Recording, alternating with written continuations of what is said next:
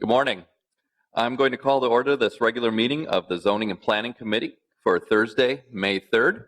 My name is Jeremy Schrader, and I'm the chair of this committee. With me at the dais are Councilmember Reich and Councilmember Goodman.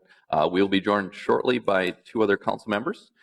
We have right now we do not have a quorum, but we will shortly. On the agenda today, we have 6 items. What we're going to do today, before we go into our quasi-judicial hearing, we'll be handling a consent agenda. Items number 2 and 3 are an environmental assessment worksheet for the Calhoun Towers development at 3430 List Place, and for the Malcolm Yards mixed-use residential development at 419 29th Avenue Southeast, 504 29th Avenue Southeast, 501 30th Avenue Southeast, and 445 Malcolm Avenue, 501 Malcolm Avenue, and 518 Malcolm Avenue. Let the record reflect that we now have a quorum, and thank Councilmember Gordon for joining us. Number 4 on the consent agenda is the approval of the application submitted by Adam Smith of North Point Properties, LLC, to rezone the properties located at 5048 and through 5056 Irwin Avenue from R1A single-family district to an R4 multifamily district to construct a new 3-story 16th unit residential building. And number 5 is the approval of an application submitted by Wellington Management to rezone the property located at 221 Irving Avenue North from a R5 to R5 multifamily district with a TP transitional parking overlay district to a C1 neighborhood commercial district to construct a mixed-use project that includes the construction of a new 3-story non-residential building and a new 6-story mixed-use building.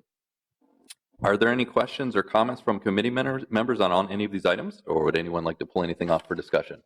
Councilmember Gordon. I'd just like to make a brief comment on number 3. Great.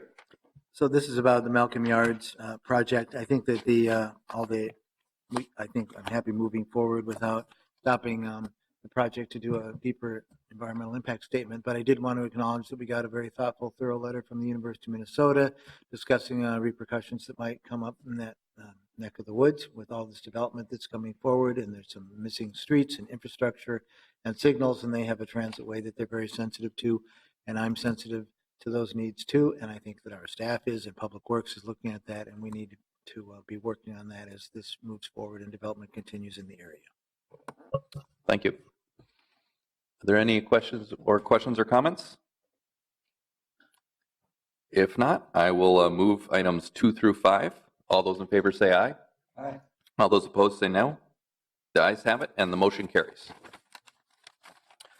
We'll now move on to number 1, quasi-judicial hearing concerning the appeal submitted to from the Land Use Committee of the St. Anthony East Neighborhood Association regarding several decisions of the City Planning Commission related to the construction of a new 4-story 16-unit multifamily building dwelling located at 750, 754, and 1756 Jackson Street Northeast, and we'll begin with the staff presentation. Thank you very much. Good morning. Morning. The proposed project is Jackson Lofts, and it is at 750 through 756 Jackson Street Northeast. The applicant is proposing a 4-story multiple family dwelling with 16 dwelling units and 6 off-street parking spaces. The property is located less than a quarter mile to the high-frequency transit, Metro Transit number 10, as shown here. Therefore, the project qualifies for a full reduction of parking. Therefore, there is no minimum off-street parking required for the proposed multiple family dwelling. The units identified on the first floor are shown as live-work units. There's 3 of them proposed. As a point of clarification, these are dwelling units, so any commercial operation within those units would have to comply with the home occupation standards in Chapter 535 of the Zoning Code. The parcel located at 756 Jackson, at the very north end of the site, is an existing public alley, which you can see right here.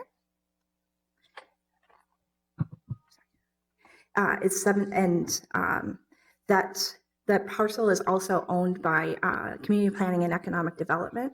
As part of the updated CPED housing policy, any land transfers that occur to private development will have to include affordable dwelling units, at least 20% of them that meet the maximum of 60% of the area median income. Based on the proposed project of 16 dwelling units, 3 of those units would have to meet the affordable requirement. The applicant has agreed to that, and the duration would be for 30 years, transferable to any future ownership. The city has a purchase agreement presently in CPED housing for the parcel at 756 Jackson Street Northeast. That purchase agreement will take its normal course through the City Planning Commission and then coming back to the City Council in the future.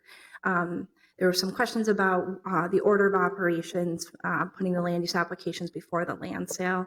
The complicating factor in this particular project was that public alley and the need to have the vacation of the public alley, the new alley constructed in order to allow for that easement to be released for that public alley. So this is not something that we typically would see at the city as far as the order. Typically the land sale would occur first, but in this case we have the land use applications first.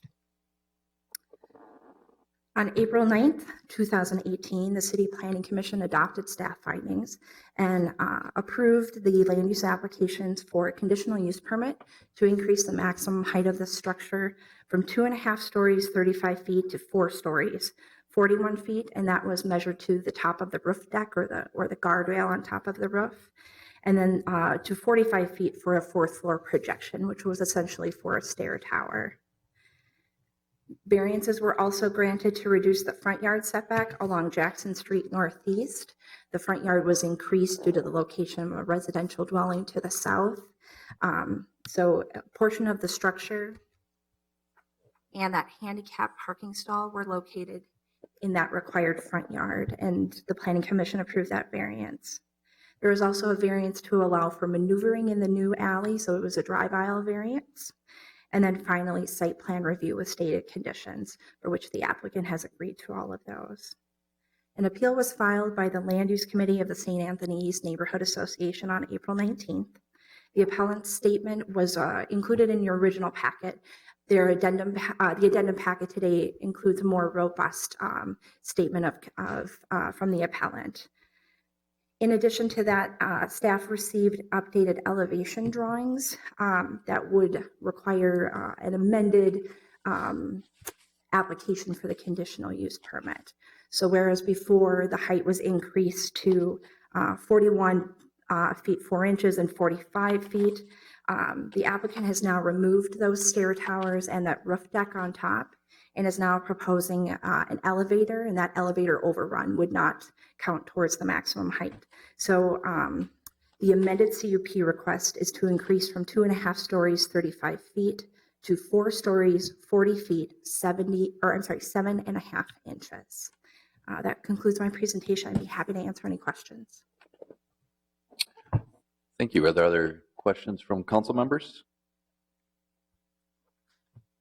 I just want to thank you very much for highlighting the affordable housing that was going to be a part of it. And just to make sure that we're clear, it's 3 units for 30 years. Yes, that's correct. Great, great. And you did mention kind of the order of the land use and the land sale. Could you clarify kind of what our decisions are for today that will be? So today, the committee is reviewing particularly related to the quasi-judicial proceedings. So that is the conditional use permit to increase the maximum height, the variance to reduce the front yard setback along Jackson, variance to allow for those 6 parking spaces to maneuver in that proposed alley, and then also the site plan review. Later on the agenda, we have the discussion related to the rezoning request and the alley vacation. Great, thank you. Thank you. Oh, Councilmember Gordon. So is the building going to be on Broadway? There, it is located on the corner of Jackson Street Northeast and Broadway Street Northeast. There will be 3 entrances, if you will, that will access 3 dwelling units. So where's Autumn Street Northeast on this? I'm sorry? I'm reading a letter here that says the site is located at the intersection of Autumn Street Northeast and Jackson Street, not Broadway Street. So is there an Autumn Street you can show us on the map so we can understand this confusion? Absolutely. So Jackson does not travel all the way through to Broadway. It's curbed, and then there's a public sidewalk. So there isn't access from Broadway or from Jackson to themselves. Autumn Street historically was a public alley. There was actually residential dwellings where Autumn Street exists today, and the alley was extended and became a public right-of-way. So it's now known as Autumn Street Northeast, and that's to allow for that interior circulation for vehicles in the neighborhood. So Autumn Street Northeast would essentially be directly east of the subject property. So it is truly located at the corner of Broadway and Jackson. Okay, thank you for Thank you. clarifying. Oh, thank you. Thanks. With that, before I open the public hearing, I'll give the applicant, the appellant, excuse me, the opportunity to speak. Is there a representative from the Land Use Committee of the St. Anthony East Neighborhood Association here to speak? Great. I provided photocopies. Do you have photocopies?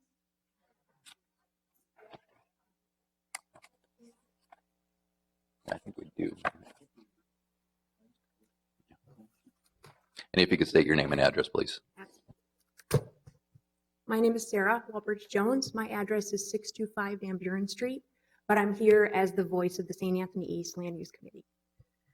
We'll be presenting findings this morning that refute the findings adopted by the Planning Commission and why the application by DJR Architects is not consistent with the zone change of variance, conditional use, and the street alley standards of the city of Minneapolis. This project was presented to, I'd like to briefly talk a little bit about the history of this project. This project was presented to the St. Anthony East Community meeting scheduled February 27th, 2017. Our neighborhood roughly has about 2,200 residents, and this meeting was one of the most well-attended community meetings we've had in a while. Residents voiced concerns and questions regarding this project over traffic, affordability, parking, zoning, and really the overall impact this project would have on our neighborhood. The developers consistently showed their lack of concern for our neighborhood by complaining at the meeting that there was really no way for them to change the project for it to be profitable for them. This left many of us with the impression that the developers had no interest in the betterment of our community and solely on the betterment of their investment. So from the result of this meeting, residents were invited to form a land use committee. We formed and drafted a letter to the developer on May 8th, which is included in the original staff report attachments. It is on page 45. In that letter, we stated, and I quote, "We cannot support the current proposed development. We have a few comments and concerns regarding your most recent proposal, many of which are what I'm presenting today. We still have those same concerns." We requested a meeting with the developers. We also requested a second meeting sometime in October after they submitted their application to the city, and our requests were met with silence. So why am I telling you this? Well, let's fast forward to present day, when in the application, multiple times it's stated that the applicant, that St. Anthony East neighborhood reviewed the project several times and were in support of zoning, conditional use, and that is just not true. The staff reported originally at the meeting that there was a 50-50 pro against this development, and I just wanted to dissect that a little bit for you. This project, actually, for residents in St. Anthony East, there were 23 people that responded to the staff, 22 were against, and 1 were for. So that other 50% were outside of St. Anthony neighborhood. So I'd like to present the subject property to you from the neighborhood side. So that is on page 2. That's photo 1. This is how we see this property. Thank you, Councilman Gordon, for bringing this up. This is Autumn Street facing the property. So we see this parcel of land being on Autumn Street and Jackson Street. Not Broadway and Jackson, potentially, city-wise that is, but we see Autumn as a street. There's a house to the left. This is a photo of it during the day. This is overflow parking from a commercial building, the Highlight Center, which is on the other side of Broadway, not in St. Anthony East neighborhood. Photo 2 is just another view of the development, showing again that there's no thoroughfare to Broadway from this.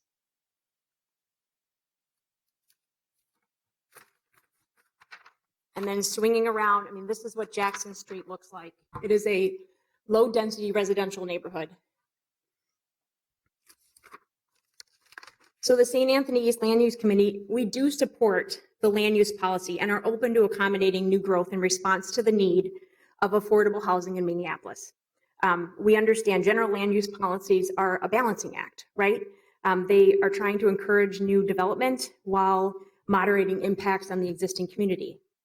We are appealing the rezoning of the properties located at 750, 754, and 756 Jackson Street from R1A district to OR1 district.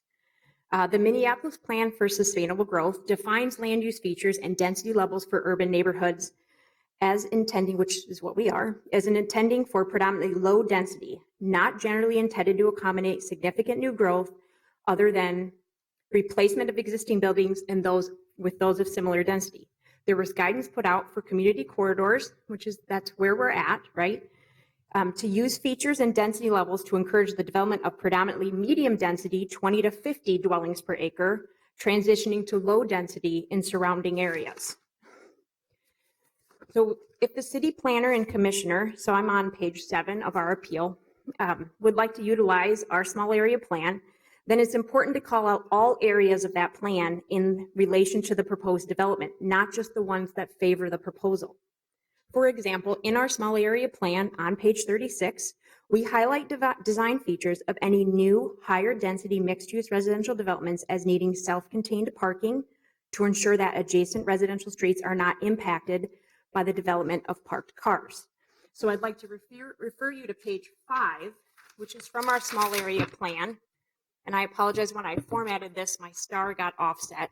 So it's really here, right? This is what we're talking about. This is the site. There's no thoroughfare to Broadway. This is not a major intersection in our neighborhood. So we understand this development to be a high density project. The proposed high density project offers little to no transition to the immediate residential neighborhood. Low medium density is appropriate to transition to surrounding residential. This proposed project exceeds the upper limit of the medium density classification by almost 25%. We feel that overzoning with footnote restrictions is unnecessary for approval of the proposed development and does not represent clear guidance that's readily administered by future endeavors and projects. These units are not considered to be commercial, because they're, as Shane had mentioned, there's the zoning code regulations are for home occupation for those first floor units. The parcel of land, again, is a sliver of our small area plant. And so we believe it really should be used as a transition buffer between residential and high density, which would be appropriate later on down the Broadway corridor. So we, in a manner that allows, again, for integration into the existing neighborhood. So we believe that the zoning from OR1 is out of scope with protecting the lower density, single family and duplex residential on Autumn, on Jackson, on Quincy, and on Van Buren. Due to the nature of Jackson Street being a dead end with no thoroughfare to Broadway Street, the approval of O1R zoning exceeds the requirements of the proposed project. The approval is conditional upon a restriction of commercial activity being limited to existing restrictions on home businesses. So the comprehensive plan and the small area plan should be considered, we believe, holistically and not just a part of its sums. I'm on page 9, but many of the staff findings related back to the comprehensive plan and our small area plan that this development fit those, which is why I keep bringing that up. These plans are not legal standards. They're small snippets of these plans. Like I said, were relied upon during this decision to rezone the property, with much of the outcome, we believe, being in the sole interest of the single property owner. The rezone and variances granted at 750, 754, and 756 from R1A to OR1 allow for construction, again, we believe, of high density housing that's inconsistent with city planning guidelines to the intent of our small area plan.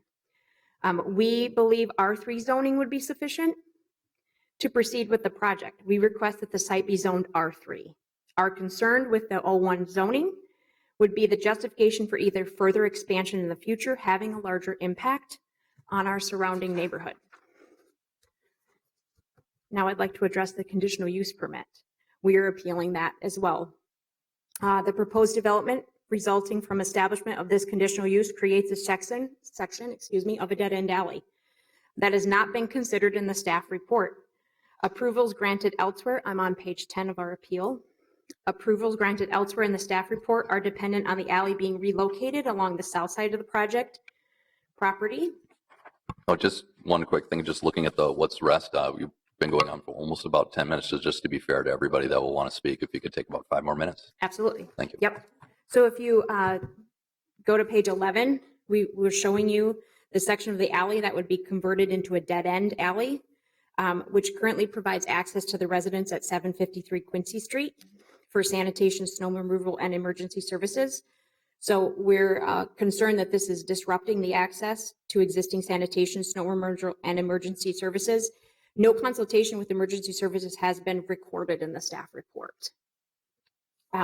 Although we recognize that the project's vicinity is to a high-frequency bus line and that removes the requirement for parking, we're contending this because we believe it does remove the requirement to consider the impact from the reasonable estimate of new traffic that this development would bring.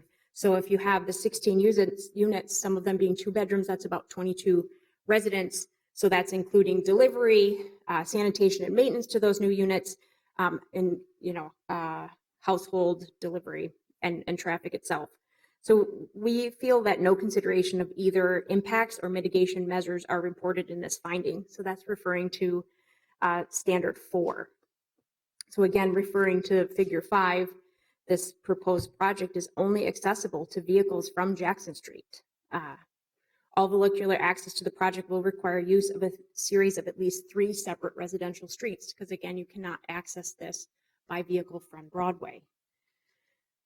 The comprehensive plan provides clear guidance for transitions into higher density to minimize impacts on existing residential. Low, medium density are specifically identified as appropriate. The small area plan requests that the approvals for this project conform to this guidance and be limited to medium density development. I'm on page 12. We refer to Land Use Policy 1.2 and Land Use Policy 1.95 to support that, as well as the comprehensive plan for land use maps. So while the staff does cite our small area plan in support of the claim for consistency, we contend that the staff findings have failed to consider the intent of the plan as a whole. 01 district, small scale. So according to the planning guidance, and I'm sure you guys already know this, the 01R district allows for small scale mixed use development of low to moderate density dwellings and office uses. So we believe that this again should be used as a transition point, this specific parcel of land. Most development in a transition point, according to the planning guidance, should occur at no more than 2.5 stories. So we believe that the staff is giving undue weight to the presence of the 4-story highlight center across Broadway Street in its analysis of the surrounding neighborhood. The highlight center is located outside of St. Anthony's neighborhood and is across a busy street and in a commercial zone. So we believe that the conditional use cannot be granted. May I please talk about the alley? Okay. We're appealing the petition for vacating the portion of the public alley. I'd like to turn your attention to page 15 in our response to standard 1 and the staff finding for that. The property owner purchased both the parcel containing the duplex and the parcel containing the alley. The property owner has designed a building much larger than which would be allowed for those parcels by the zoning code through a combination of rezoning, conditional use permit, and other related variances. So these practical difficulties were not presented. They're a result of the development, not a result of the actual property.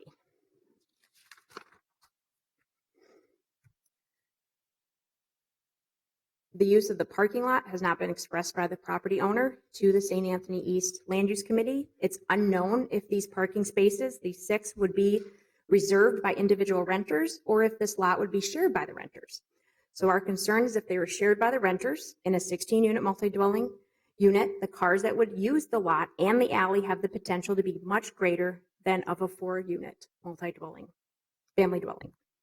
We're also concerned about the maneuvering clearance reduction from 22 to 0 It's eliminating basically the maneuvering space entirely. The 22 to 0 of a parking maneuvering for a 16-unit multifamily dwelling will take place at the end again of that L-shaped alley. There's not a lot of clear sight lines there. And so we believe the alley relocation especially negatively affects as well the residents at 753 Quincy Street, where that dead end is. So, we just want to restate that this is not a NIMBY situation at all. This is a neighborhood association. The people who live, work, and play here were part of writing and adopting the neighborhood plan, who believe the application as approved by the Planning Commission does not meet the standards that have to be met for the rezone, the conditional use variances, and the alley vacation. We urge this committee that if the rezone will be approved on this property, that R3 zoning is more consistent with the plan and the neighborhood, given our findings in the handout in front of you. And the applicant reapply with a new plan based on R3 zone and one which does not require variances. Oh, thank you. Council members have any questions? I just have one, just to make sure I'm clear. This 16 unit you're saying is a high density development. Yes, we believe it to be a high density. Okay, thank you. Councilmember Bender. Mr. Chair, staff can correct me if I'm wrong, but I believe R3 zoning has 3-unit density maximums or something very low. Please correct me if I'm wrong. I'm more familiar with R4 zoning in my ward than R3. Sure. R3 is a medium density district. It allows for multiple family dwellings at a square footage requirement of 1,500 square feet of lot area per dwelling. So it's on the lower end of medium density. How does it compare to R4 density? R4 is 1,250 square feet of lot area per dwelling unit. So it allows for slightly higher density based on the size of the lot. Do you know offhand how many units would be allowed with R3 zoning? I'm going to try my best. Let's see. 1250, 13,000. I think it's about 9, but we would have to take into account the affordable bonus, if you will. So with the affordable housing bonus, it may get them to 10 units. I don't know. I need a calculator.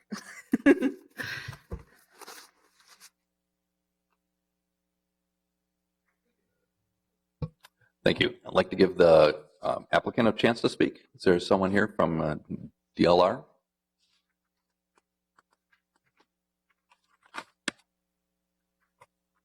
And if you could state your name for the record. Yes.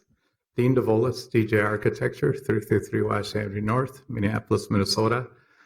I'll be more short on this because I just want to sort of cover a couple points and sort of correct some inaccuracies in the statement that was presented.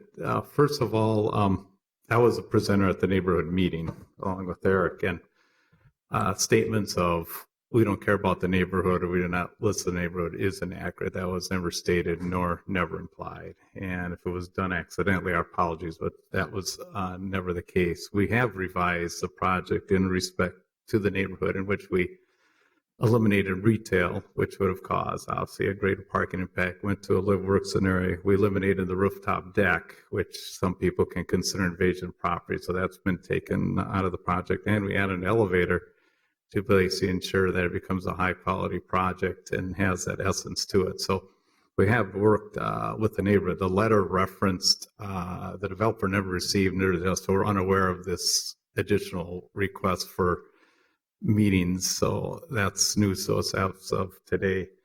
And then finally, the last point I want to make, if you look at the plan, if you look at the overall guidance of Minneapolis near a high transit corridor, which we consider as a mid-density project, 4-story, 16 units. It's very appropriate with what I consider the neighborhood comprehensive plan. As you can see here, parcel is right there. So it fits with their guidance. And that's what we use to develop this and develop sort of the scale and height we talked about. And, our belief it's appropriate for the overall Minneapolis comprehensive direction, located in a high transit corridor opposite other major commercial buildings, but as the scale provides a residency and it provides affordable housing. I think this is a very appropriate mixed use project, really primary residential live work that really helps enhance the neighborhood, enhance the the viability and livability of the commercial streets and works with generally creating the energy and activity in the neighborhood without imposing a great amount of traffic or intensity in the area. So that just completes our presentation, and I stand for questions or the rest of us if need be. Thank you. Thank you very much. Councilmember Gordon? Could you just put that back and move it up a little so we can see the key, so we know what the colors mean? Is that So it looks like and to clarify, neighborhood commercial is the color that is over the property site, or is it mixed? Can you tell? it's, yeah, neighborhood, it looks like neighborhood commercial is what we used to, in that combination. Okay, thank you. Thank you. Oh, Could I just clarify? yes, please. Yeah, please. Here's the same map, and this is from the St. Anthony East future land use, and it's slated for mixed use, so Okay. that you can see the subject property highlighted here, and it's this orange classification. The plan, as you can see, institutional was added after the fact, so it's a little harder to read, but mixed use is the guidance for the subject property according to the master plan from St. Anthony East. And in your opinion, would you define the actual building as mixed use? The building is intended as shown as live work. What uses would be allowed in the OR1 district would allow for office and residential, so it wouldn't allow for necessarily commercial mixed use, but it could allow for office mixed use. As I mentioned earlier, the minimum off-street parking requirement for the residential is 0, so it certainly would allow for revision in the future if they did want to add a mixed use component with an office. So as proposed with just residential dwelling units, it's a multiple family dwelling, so it doesn't have a mix of uses as proposed. So, but you make a good point that the OR1 is more consistent with the plan of mixed use in the future. I don't mind R3 zoning either. I see R3 zoning as more medium density, and I also look at this building and I think of it as medium density.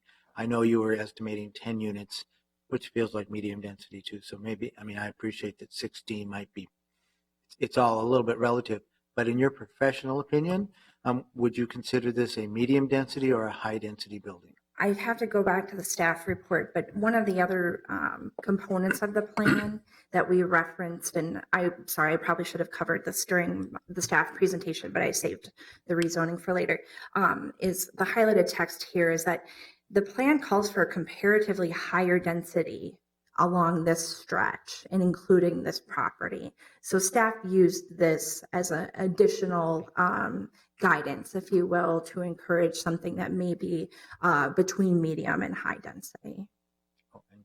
So this is kind of between the two? I would say that is accurate. Yeah. Okay. Thank you.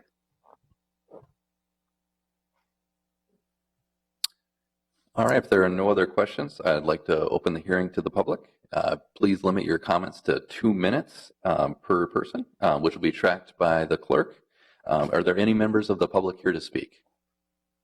I did not originally sign in, but I do want to say a couple things now. Sure, if you could say your name and address them. Chris Jones, I'm at 625 Van Buren. I'm also the president of the neighborhood association currently.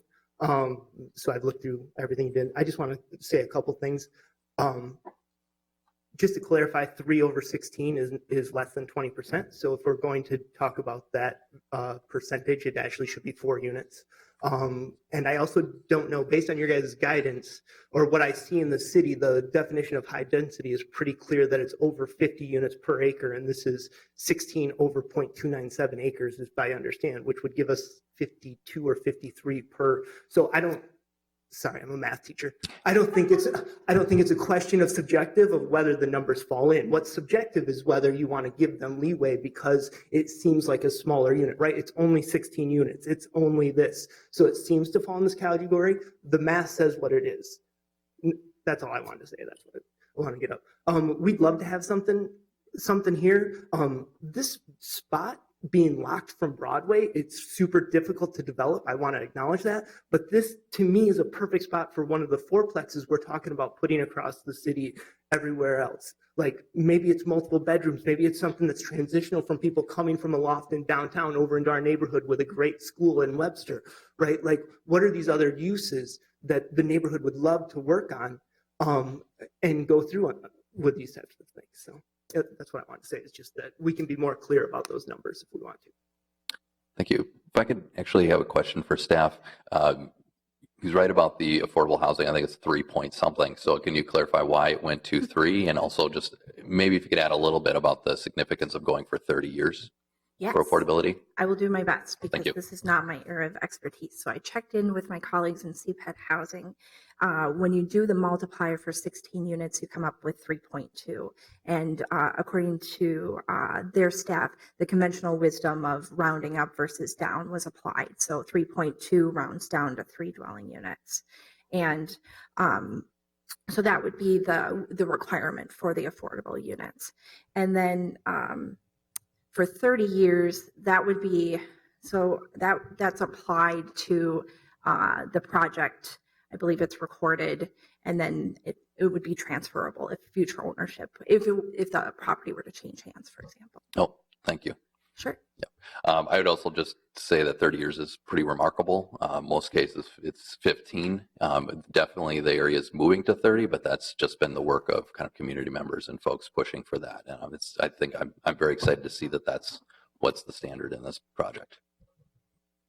Are there any others here to speak to the project? Is there anyone else here to speak?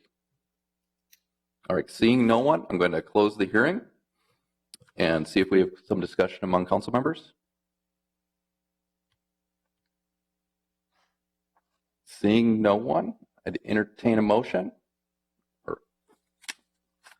Well, I will put this forward. All those in favor, say aye.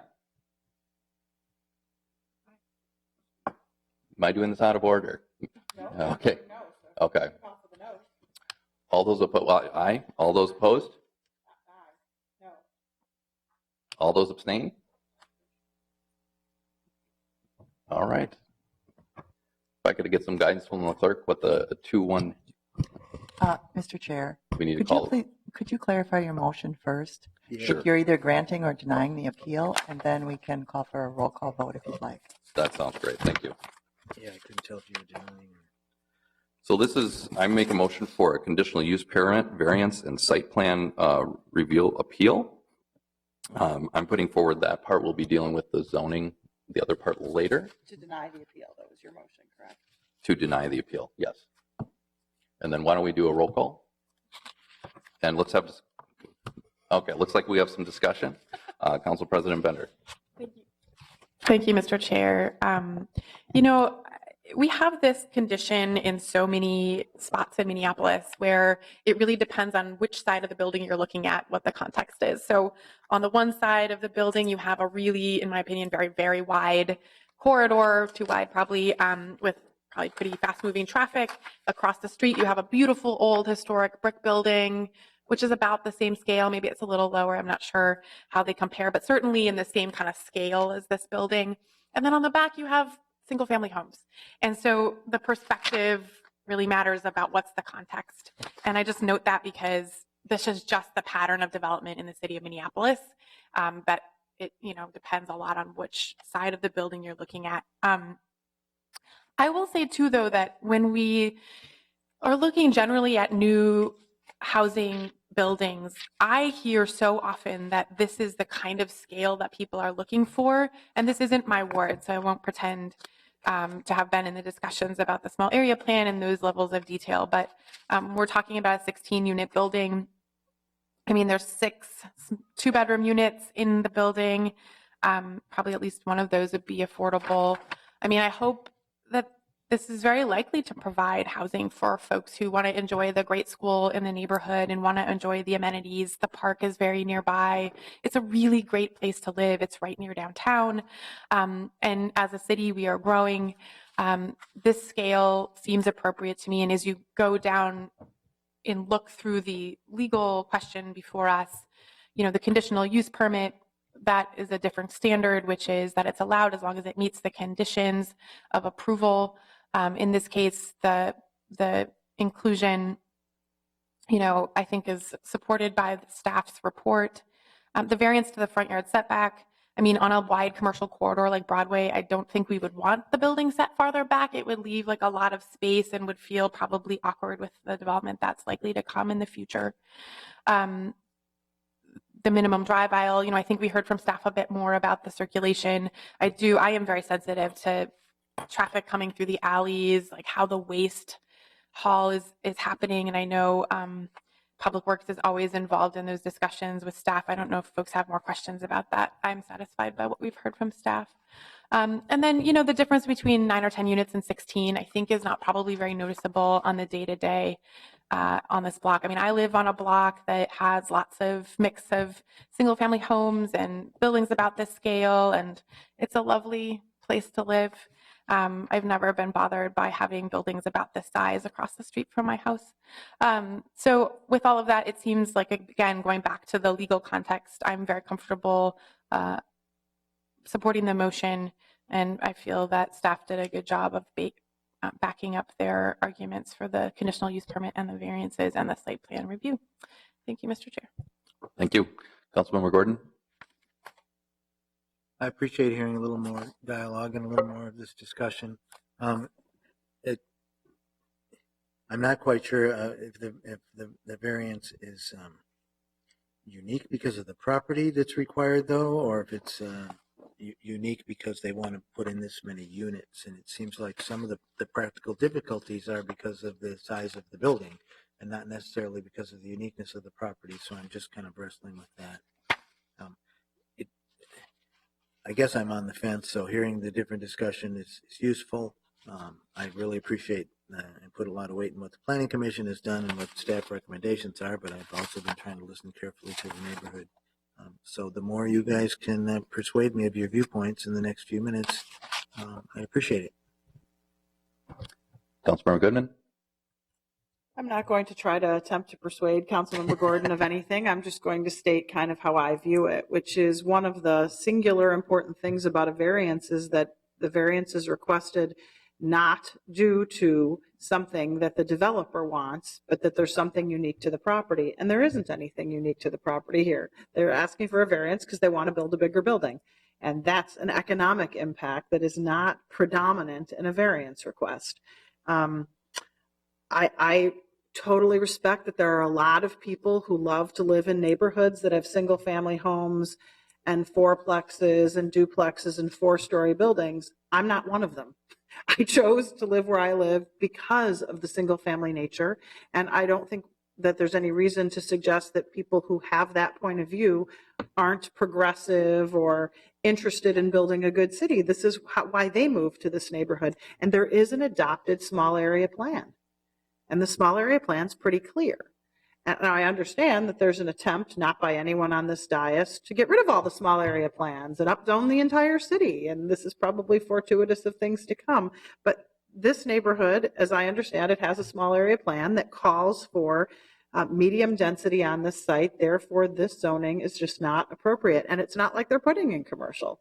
They're putting in live work, which would be allowed under an R3 and would be allowed under an R4, and to go to OR1 seems high, and that's why they can put in 16 units.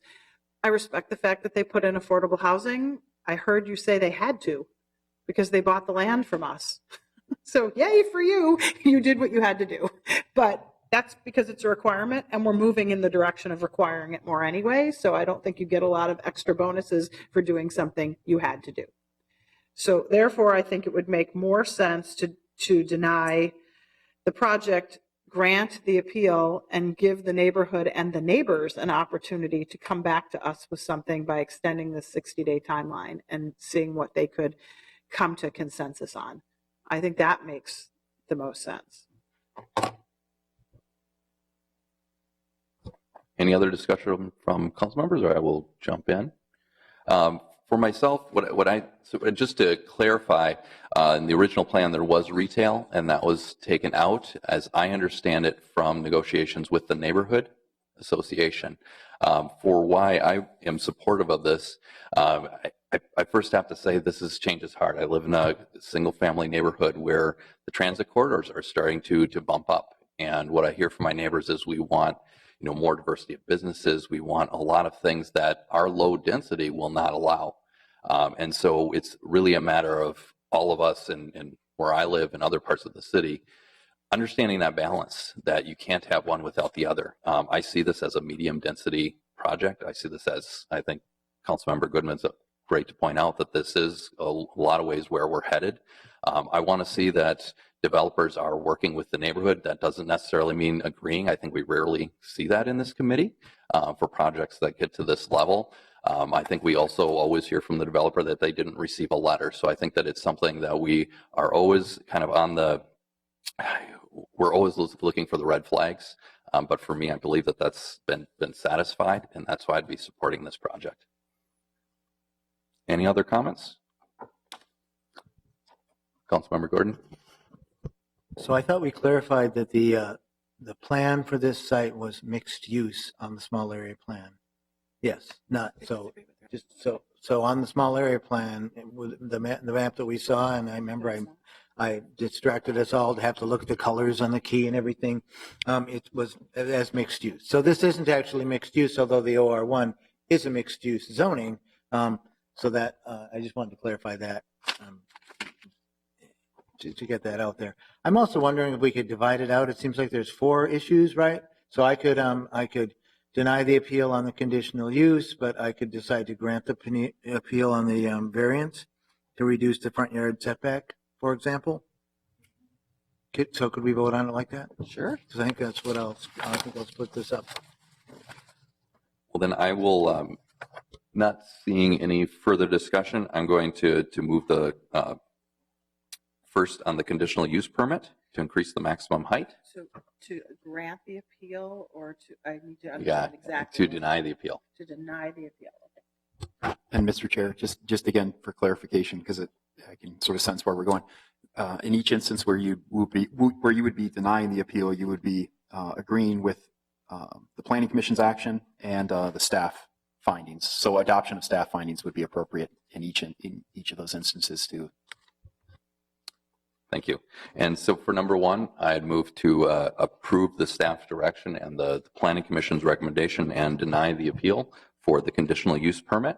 If clerk can call the roll. Councilmember Bender. Aye. Ellison is absent. Goodman. No. Gordon. Aye. Reich is absent. Chair Schrader. Aye. There are 3 ayes and 1 nay. I'd like also to move the second one, which would approve the Planning Commission's recommendation and the staff recommendation and deny the appeal to approve a variance for reducing the front yard setback along Jackson. The clerk can call the roll. Councilmember Bender. Aye. Ellison's absent. Goodman. No. Gordon. No. Reich is absent. Chair Schrader. Aye. There are two ayes and 2 nays. Thank you. And next, I'd like to move the denial of the appeal for the variance reducing the minimum drive aisle from 22 feet to 0. Can the clerk please call the roll? Councilmember Bender. Aye. Goodman. No. Gordon. Aye. Schrader. Aye. There are 3 ayes and 1 nay. Finally, I'd like to move the denial of the appeal approving the site plan review application to allow for 16 new multi-family unit dwellings. Clerk, please call the roll. Councilmember Bender. Aye. Goodman. No. Gordon. No. Reich is absent. Schrader. Aye. There are 2 ayes and 2 nays.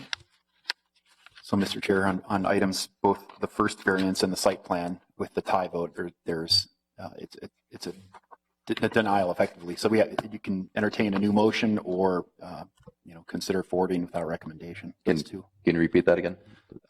So there was no effective action on 2 or 4 based on the tie vote. So you can entertain a new motion of some sort or consider perhaps forwarding without recommendation those 2 items. I'd move to forward it without recommendations. at least on those two items, right? Or Is there any other motions? Any discussion? All right, all those in favor say aye. Aye. Aye. Aye. All those opposed? The ayes have it. All right, with that, Mr. Chair. Councilmember Goodman? Could you just explain to the public what that means so they have an understanding, or do you want me to just quick do Yeah, that? you can just. So what that means is we couldn't decide, so now the entire council, including your council member, will decide on those items. Just want to make sure they understand. And that would be at the council meeting a week from Friday. All right, so thank you very much, Councilmember Goodman, for that. And for staff, we're going to move on. We have one final discussion item, the rezoning application and alley vacation that are part of the Jackson Lofts project. And considering the committee's actions on the appeals before us today, if you can kind of take that into consideration as you're explaining everything. Yes, thank you. The applicant is proposing to rezone the properties at 750 through 756 Jackson Street Northeast from R1A to the OR1 district. Staff recommended approval and the Planning Commission adopted those findings and forwarded them on to the City Council to rezone these properties to the OR1 district. The Broadway Street Northeast is a community corridor, which encourages medium density. Although the existing comprehensive plan calls the properties urban neighborhood, the small area plan guidance supersedes because it is more relevant and more recent than the adoption of the comp plan. So mixed use would really be the classification for the property for consideration. The residential zoning classifications would not allow for mixed use at the property. So OR1 is the very first zoning classification that would allow for any mixed use consistent with the comprehensive plan and thereby the St. Anthony East master plan. So with that, staff recommended approval. As you know, with the proposed rezoning, only consistency with the comprehensive plan for findings is required. Staff did make the additional 4 findings in support of the rezoning. Just a second, we have a question from Council President Bender. Sure. I guess I'm just confused. Do you have any insight into why, if the argument is that this project should follow the small area plan, why the folks are asking for the mixed use quality of the mixed use building to be taken? I have not received an answer to that question. R3 was the first time I had heard earlier today from the neighborhood association or land use committee of the neighborhood association that was the desired classification. Staff would say generally that is maybe allowed in mixed use, but would not be consistent with their comprehensive plan. So as I mentioned, OR1 is really the first zoning classification that allows for mixed use. Sure, thanks. And I'll just briefly on the alley. So there was some conversations earlier about creating a dead-end alley.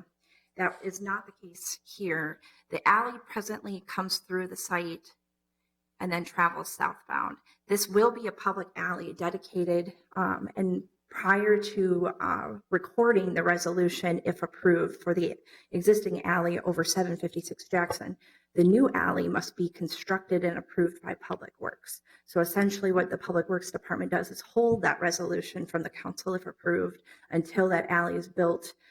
Therefore, there should be no disruption in service for those utilizing the alley. I did have a conversation with with one of the occupants at 753 Quincy across the alley from the proposed project. They have a garage here. The door faces north towards Broadway Street Northeast. So they were concerned that the entire alley behind the project was going to be removed. And as you can see, as proposed, that alley will remain. So if you can follow my cursor, the public alley will be here along kind of within 750 Jackson, and the existing alley will remain here. They were generally satisfied by that response, knowing that they would be able to pull in and still use that area of the existing public alley for maneuvering. So they didn't share additional complaints after that, once we had that additional conversation. One quick thing, we have a question for Councilmember Gordon. Sure.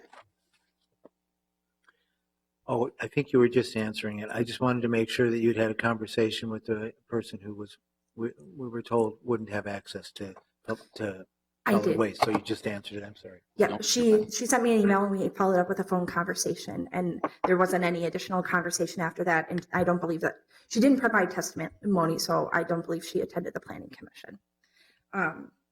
So as received in your addendum packet today, Public Works, the Director of Public Works, has approved the alley location and design. Therefore, staff is again reiterating our recommendation for approval for both the rezoning and the alley vacation, and consistent with the findings, as well as the Planning Commission's recommendation to this committee and the full council on those two items. And I'd be happy to answer any more questions. Councilmember Goodman.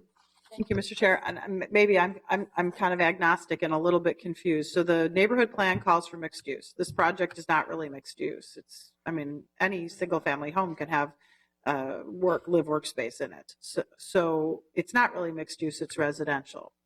We're looking at the zoning classification, and the zoning classification under residential or R3, for example, wouldn't even allow for mixed use. So OR1 would give them the flexibility in the future to convert to something that would allow a mix of uses.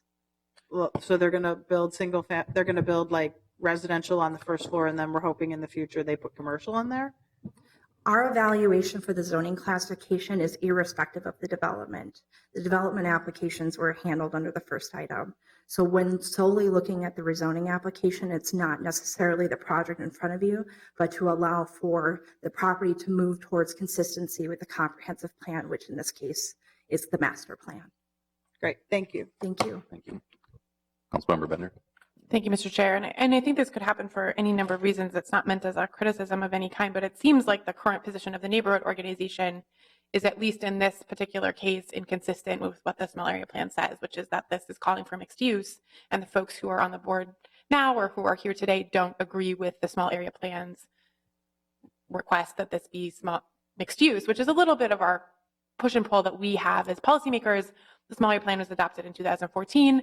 We have a small number of neighbors in front of us today representing a neighborhood that adopted a plan that has a lot of kind of vision in it about mixed income, mixed use, density. You know, I'm reading it now. So anyway, I think we just try to do our best to see what the plan guidance says. And I could continue to read from the small area plan, I think if you read the small area plan, I find it sort of shocking that we would try to argue that this building doesn't fit into the vision that the neighborhood articulated in the plan. But that's my reading.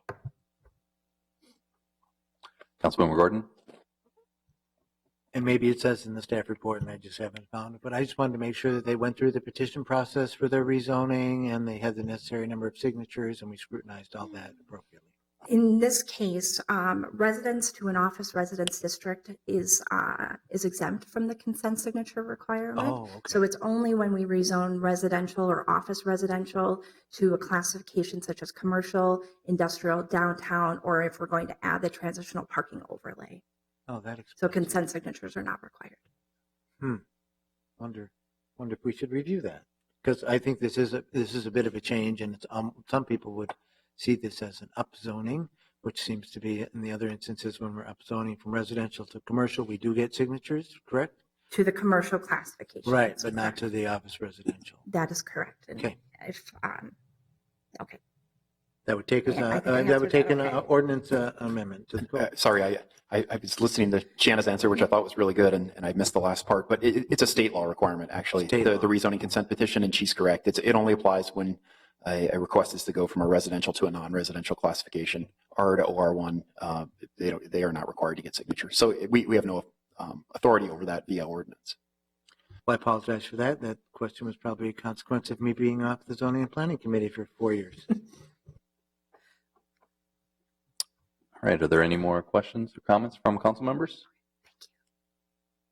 Unless there's any objection, I'd like to move number 6 as a block. Councilmember Bender. Thank you, Mr. Chair. I support the rezoning for this site. I think that staff has identified the zoning classification that most correctly captures the vision that I'm reading in the small area plan. Some of that language said, I mean, I actually appreciate this. This often doesn't get captured in final documents, but it talks about how the neighborhood was divided between those who favor strengthening St. Anthony East as a low-density single-family neighborhood. I think that's the perspective we're hearing here today. And those who favor higher density and development of townhomes and multifamily housing. The land use plan is a compromise that was struck among neighbors. Features of the land use plan include comparatively higher density mixed-use development along Northeast Broadway Street between Washington and Jackson. The mixed-use developments would provide commercial and retail space at the ground floor, which has been negotiated away, I guess, here, but 4 to 5 story buildings are envisioned. And then it goes on to talk about other places where dense development is supported. High density, you know, so anyway, I think we just really need to be cognizant about how we talk about where people and how people live and what kind of values we're attaching to the kinds of homes that people reside in. So there are lots of families that live in apartments. There are lots of families who would, I think, love to live in a really nice apartment building on a transit corridor, near transit, near a great school, near a great park. And our vision as a city is to create more opportunities where they make sense. And a 4-story building here along this corridor, a very wide corridor, is exactly where this plan and our comprehensive plan envision that kind of growth being welcomed. So I am very supportive of the rezoning. It's a very moderately scaled building. I think it's designed well in the context. And again, the underlying zoning and going into the future, I think, is the appropriate one given the mixed use classification in the plan. Thank you. Let the record reflect that Councilmember Ellison has joined us. Councilmember Goodman. Thank you, Mr. Chair. I agree with Council President Bender and staff's analysis regard to the rezoning. I mean, the bottom line is that the small area plan gives guidance to rezone to that specific zone, whether we like it or not. And I'm a stickler on these small area plans, and I think it's important to be consistent. And for me, it does ask for mixed use on this corridor. It's very clear. It's all in yellow. I don't know how we get around that. As much as I understand that people don't appreciate it, I do think that that is pretty consistent with what the small area plan calls for. Great. If there are no other comments, I'd like to move number 6, the rezoning and alley vacation. All those in favor, say aye. Aye. All those opposed, say no. The ayes have it, and the motion passes. Seeing no further business before us presented this time, we are adjourned.